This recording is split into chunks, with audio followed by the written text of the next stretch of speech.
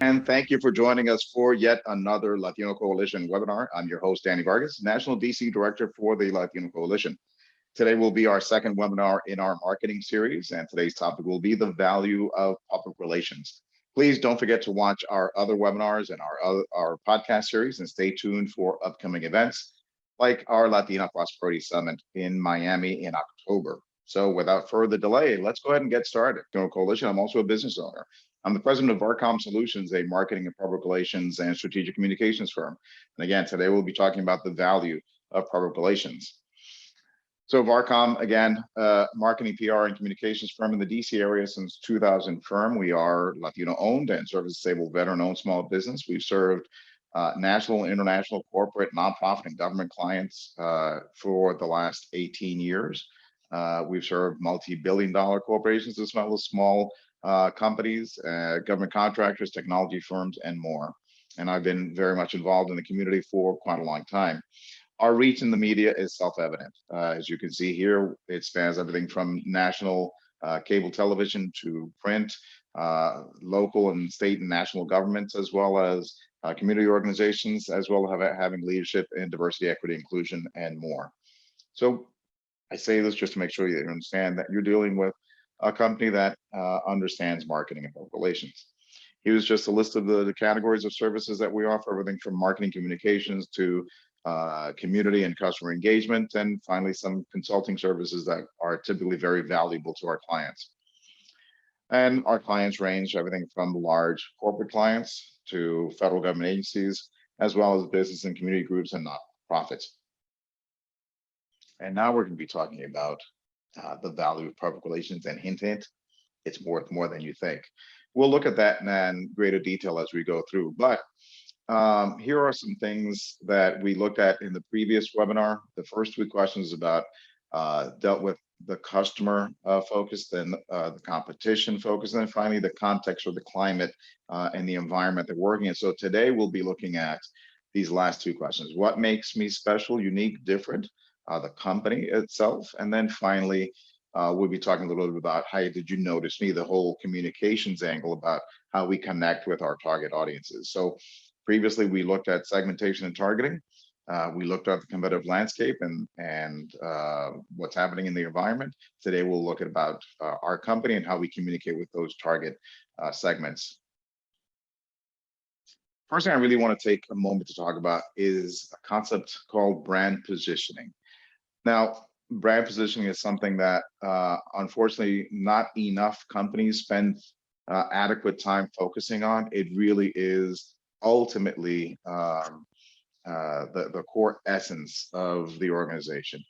The brand positioning statement is the compass, the guideline, the point to develop all of our communications programs. It really is something that leads and drives your communications effort. It's not necessarily stated publicly, it's more for internal positioning and sort of solidifying the essence of the organization, but it really is so important in terms of planting that stake in the ground of what the company is all about. It's the reference point for all of your communications. It leads look and feel of the organization. It leads to branding. It leads to the advertising, the types of campaigns that you roll out. It's hopes to be able to capitalize on consistent messaging, which we'll look at in greater detail. It really does sort of act as the foundational element of everything as it relates to what the organization is, hopes to be, and the way it communicates with the public. Here are some ideas of what a good, powerful brand positioning statement should be. Should be optimistic and aspirational. Hopes to establish the perception of the organization in a positive light. It hopes to capture the narratives and sort of lead the conversation. It describes in a very succinct way what makes you different, better, unique, special. And it's should be true and should make it clear for everyone why you matter. So that is an exercise in and of itself to establish that internal brand positioning statement. What that hopefully will lead you to do is to go through a process called a unique value proposition. This is what makes you special as a company. And that UVP, that unique value proposition, really is about how you stack up against your competition, what makes you special, different, and sets you apart. Sometimes it's called sustainable competitive advantage, but value is ultimately the key word that you want to be able to focus on. What makes you valuable to your targeted customer base, as well as in the marketplace. Your messaging is something that we'll talk about in greater detail, but ultimately it really is something that allows you to be able to provide your target audiences, and you can have many target audiences or a single one. It should give them a really solid understanding of what makes you special, unique, and different. So let's talk about messaging in greater detail. So I usually talk about the 5 C's of messaging, meaning that your messaging should be clear and concise, straightforward. It doesn't have to be very wordy, it doesn't have to be very elaborate, it doesn't have to be, pages and pages and paragraphs worth of information. So being clear and concise, it's got to be understandable.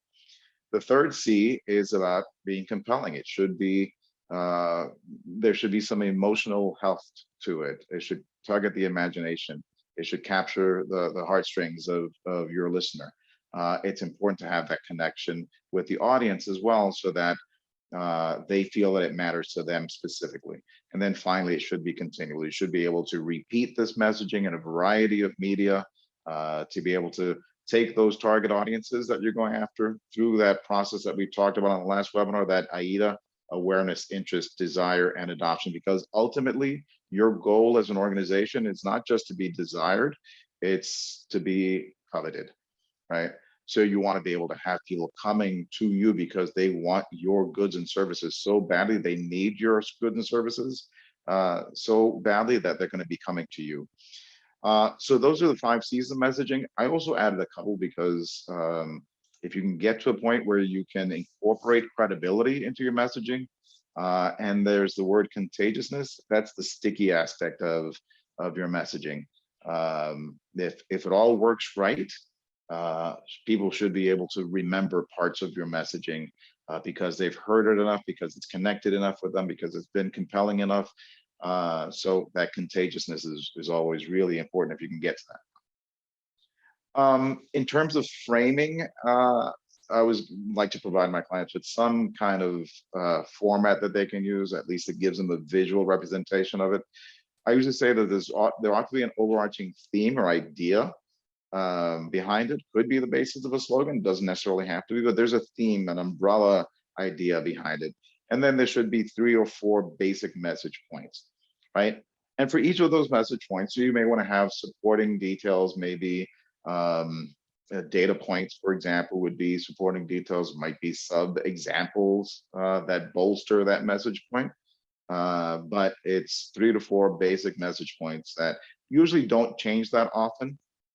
So as an organization, you'll have your mission, vision, and values that you've stated.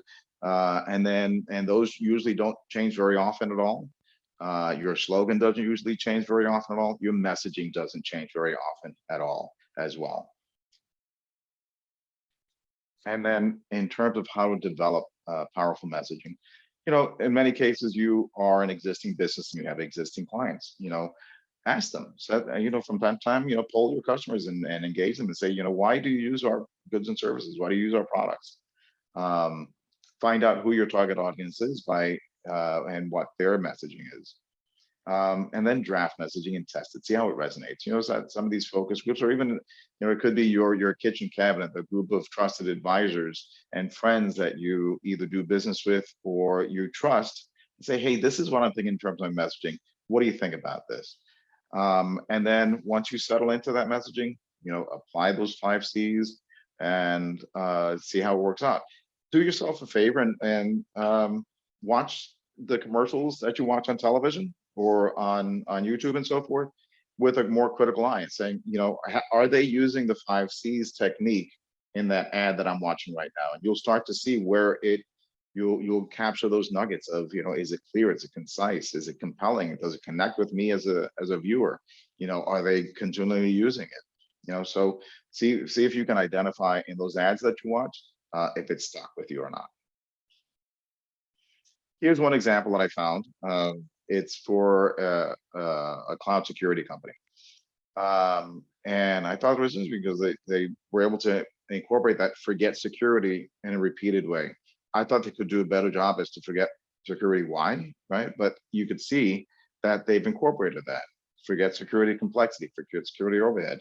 So what they were probably able to do was to have a messaging structure similar to what I just showed you, where their theme was forget security, and they had those 3 or 4 message points. Forget security complexity with a supporting detail behind it. Forget security overhead, forget security threats.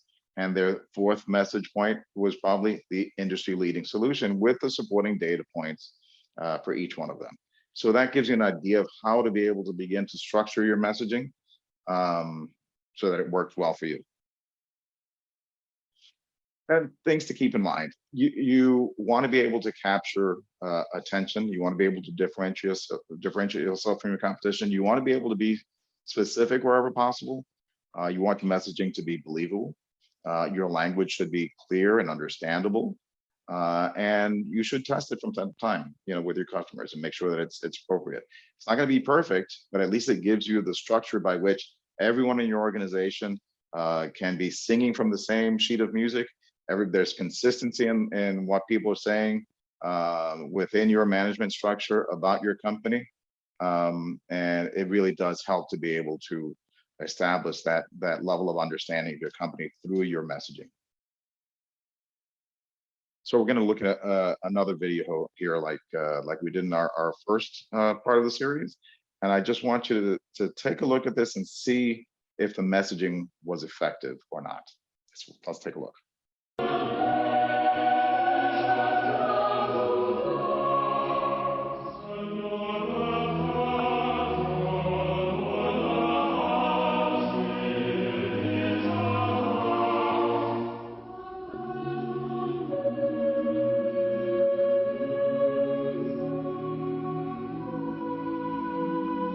The people you've been looking at all share a common belief that a car saved their lives.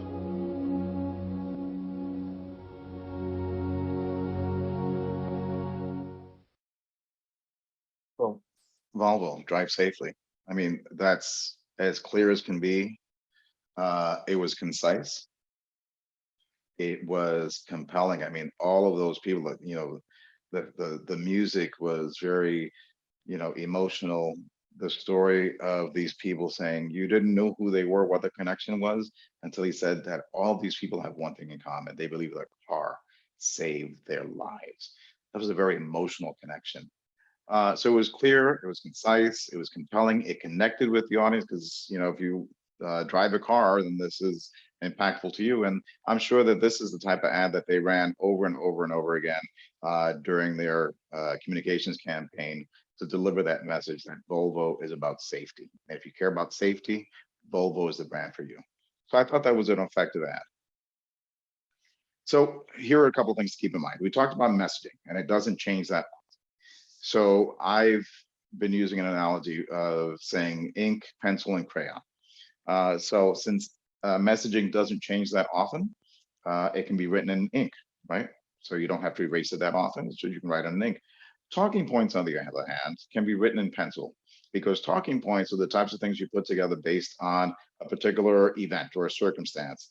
Maybe you need to do a media interview. Maybe you need to deliver a speech. Maybe you need to engage with a particular audience. So it's all going to be dependent on what's happening at the time, what message you want to be able to get across to that audience. And there's going to be sort of time bound as well. So because of that, it'll be written in pencil. Those are the talking points. Finally, I talk about sound bites being written in crayon because sound bites are intended to be colorful.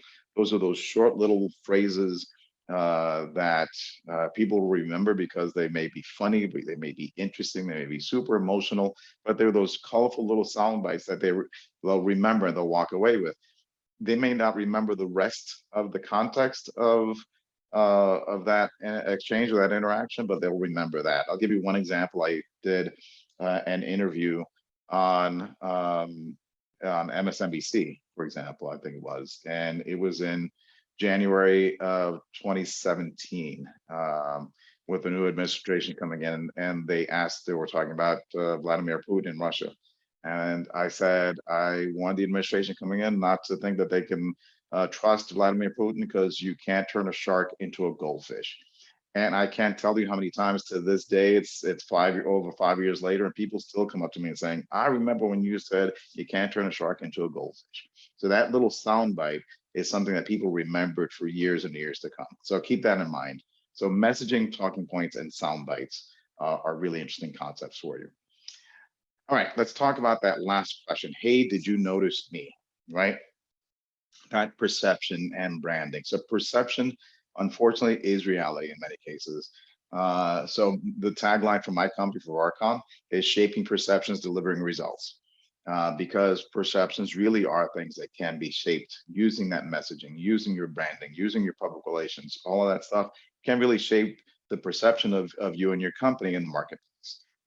Your image should match your messaging, right? So if you are positioning yourself as a professional company through your messaging, then you should look professional. Your branding should be professional. So make sure it's all consistent. And you can actually begin to measure the way that your perception is being shaped and modified over time. You can do surveys, you can do opinion polls, and so forth. So that aspect of being able to capitalize on your perception in the marketplace is something that can be tangible.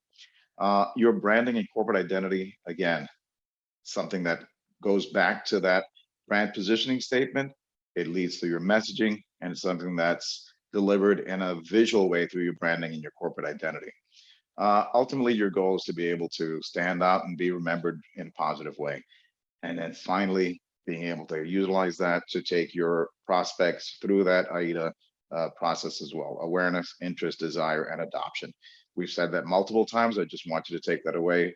It's a process that takes people from being prospects to being customers. That's the process. Let's talk about perception for a minute.